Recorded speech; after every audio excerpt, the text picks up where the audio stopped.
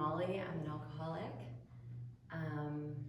I got sober at 18 years old. I didn't think I was an alcoholic. I didn't think you could be an alcoholic at 18. Especially because I grew up in a home where I saw real addiction, and my addiction didn't look like that. I had my first drink, even though I said I was never going to drink. I was going to be the good girl. I had like a 4.0. I tried to do everything right, and then someone asked me if I wanted to drink with them. And I had such an intense feeling that I didn't belong places, that nobody liked me, that everybody was talking about me, that I wasn't good enough, that once I got invited to do that, I immediately dropped all of my morals, everything I thought I knew, and I went, and I got super, super, super drunk, and I don't remember anything except for the feeling the next morning that I couldn't wait to do it again. It was so nice to have some quiet between my ears,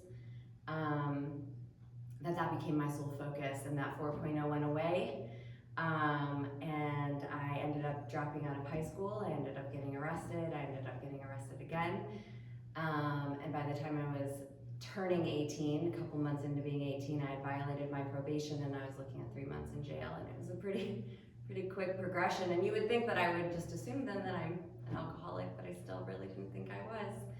And I was court ordered to AA, and I didn't look like anyone in AA. Everybody was old and boring and lame, and I didn't relate to any of their stories. But I was physically clean, and I knew I couldn't go back to the basement I was living in that was like covered in mold and cigarette butts and booze, and